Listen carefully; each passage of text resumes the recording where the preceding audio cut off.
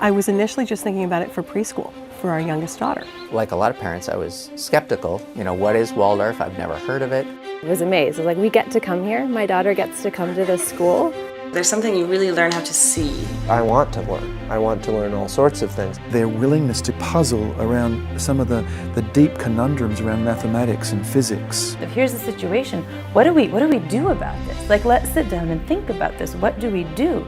Kids are discovering things that they're passionate about. They're confident, they're strong, they know how to relate to people, they look you in the eye. I met these kids and I said, I want one of those. That's what I want, is a kid like that. They're 3D on paper, they're not just flat test scores. But you're taught to want to learn.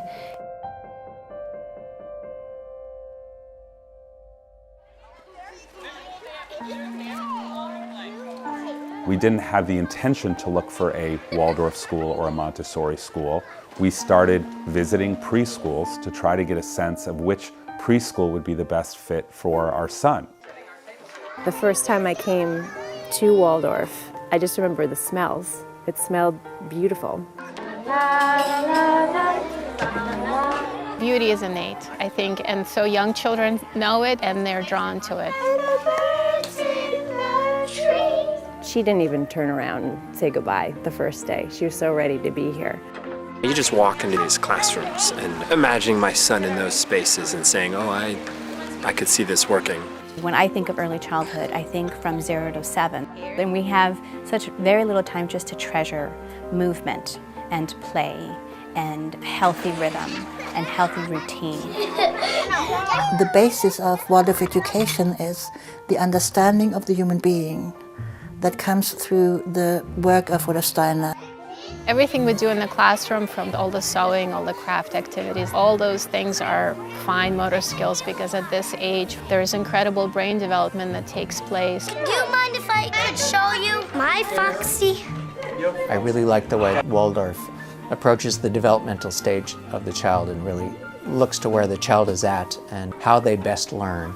I ran away from... When I was really, really small in kindergarten, first grade, second grade, it was just magical, and there were these stories and there were these characters. And the fox had said, They were real kings and queens and princesses in my mind. Every aspect of the curriculum that's introduced in each grade is brought based on a knowledge of how the child's inner life is unfolding at that stage.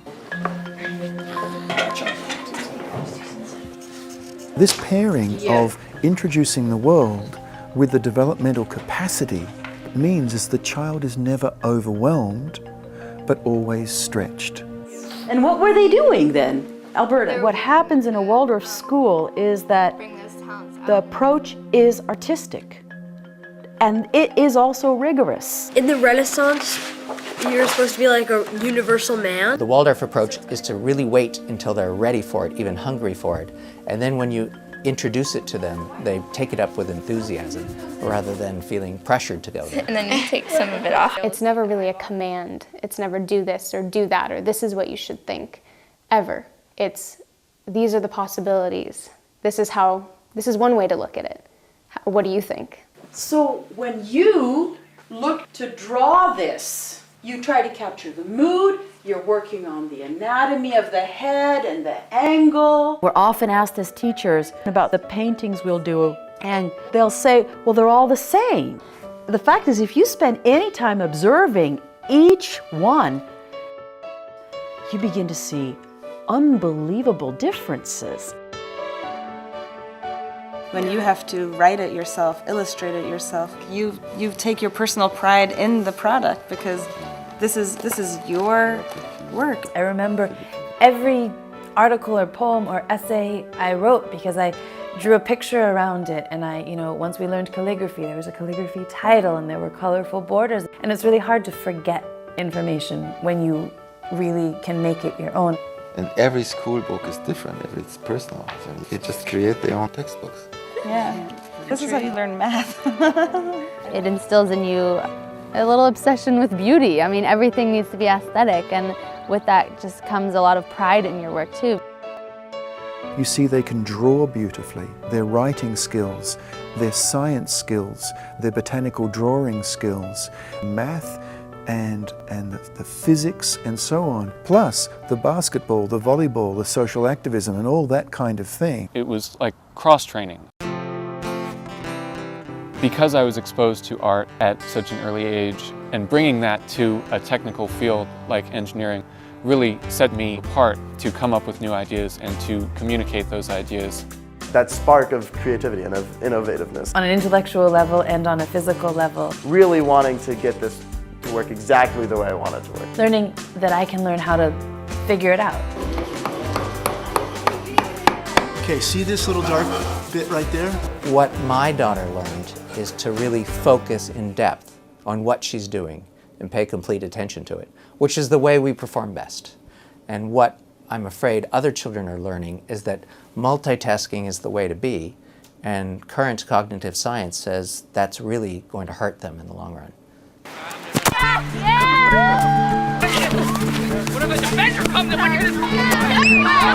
As a father with a son here, I mean, I want him to develop, his physical abilities. It's a very important part of the middle school curriculum. We like to win as much as anybody else. Good. And it builds pride in a class and it builds pride in a school.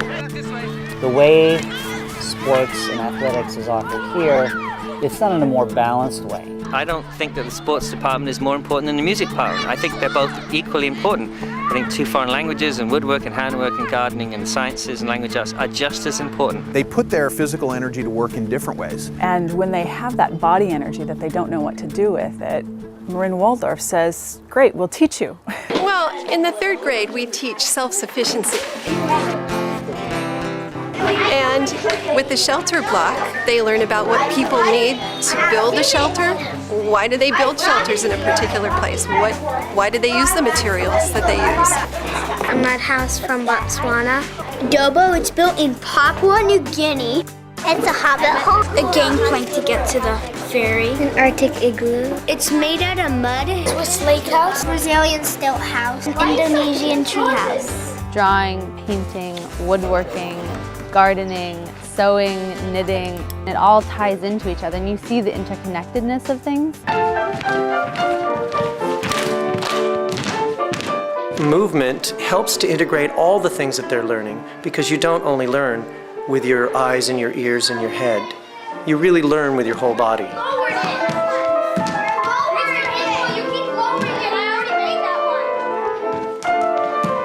And the biggest question that comes up is, what if you get a teacher you don't like? What if you get a child that you don't like? You can't just not like your teacher and sort of sit in the back and get away with it. You have to work through things. There wasn't like, oh, those cool kids, or you're not cool so you can't be friends, or ostracizing a girl for her looks. Being able to look people in the eye and say, I disagree with you, but that doesn't mean we're enemies. That doesn't mean we hate each other. The beauty of this curriculum is that you've made that commitment to go that much deeper. The deeper the commitment, the deeper the respect and rapport that a teacher will have with a student, the better that student will do. Who can make a declarative sentence? As they get older, they become more interested in doing what you want them to do because of their love for what they're being taught. And in the younger grades, their love is more for the teacher who stands before them. My children love their teachers, and the teachers love my children. And when the teacher loves the child blossoms. And when the child loves the child can learn from the teacher. That's an essential ingredient in education. The teacher becomes a representation of the best of humanity. And that is what the child is looking for. Well, when I hear our class teacher talking about my daughter, I know that when she says, Katie's getting it or not getting it, she's talking about my daughter and what her individual capacities are, and not just any other 3rd grader. It's a true partnership. I know that when a child is struggling, I can really have a frank conversation with their parents, and that we will work together to find a way to support their child. In the beginning, I was quite jealous because Rudolf Steiner has given almost everything about the child to the teachers. When he talks about child development, he gave them a key to how to heal through education, because education can make ill and education can heal. We had this experience with our son Eli. He was very shy, and the other schools made us feel like this shyness was going to be a major problem. And Marin Waldorf School said, nope, Eli is going to come to the world in his own time. And if you just, let him come to the world, he will come. And he did come to the world. And I think it was because there wasn't this incredible pressure to make him do it when he wasn't ready. These little bees were working so hard, making delicious honey. What you see is this unfolding experience of leading the child into the world in a way that has patience about it, that has grace and space. And what you then see is a child when they graduate who can do remarkable things. We're often asked as teachers, are you preparing them for the real world? Are they going to be able to get into this high school, that high school, this university? And I think we're selling ourselves short if that's all we're looking for. Because my answer would be yes, and more. People who can also think outside the box, people who can create new forms. That first semester in high school was a time of having to adapt to a really different kind of learning, but I had learned how to learn really well. Yes. They come to high school with a good sense of themselves, and I know they also know how to be in relationship with adults. And they are prepared, I think, as thinkers and writers in ways that many other students aren't. They don't just do the status quo, they'll go one step beyond, and there's too many kids that have the same test scores. We want to see students that kind of pop off the page.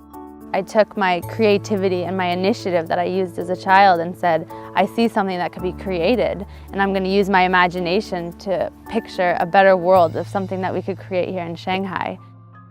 It's not just on the level of development of the intellect, but it is this whole human being, this physical, intellectual, emotional, and spiritual component. It's spiritual without being religious in the sense of organized religion. It's not preaching morals to the children, but allowing them to find their own moral within different stories that they hear or different lesson situations that come up. The values they're teaching the kids in the classroom is helping the parents keep those values at home, and I think we are making the world a better place.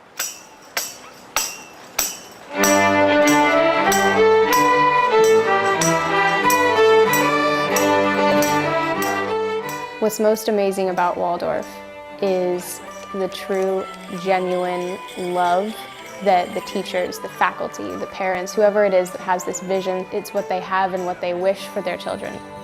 When all three were there, it was such a great feeling as a parent to know they're all safe in this school and they're all thriving. When you see your child develop, they're interacting with the world, they're interacting with their peers, they're developing all different aspects of their self. That's how you know that you made the right decision.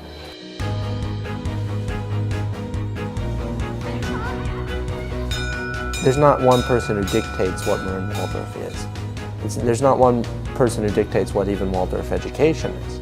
Marin Waldorf really is who's at Marin Waldorf. You can tell there's something that's beautiful about it, but you can't really describe exactly what it is. This incredible resilience, that's the word, resilience. That's what I see in the older kids at Marin Waldorf School, and slowly but surely, that's what I feel like I'm seeing in our own children. For me, it was the most tremendous gift that my parents gave me. I will keep Jonah in this school because not only will it teach him to be smart, it'll teach him how to work and use his hands and be productive, and it will teach him how to be fully human. So why wouldn't you not want that for your kid?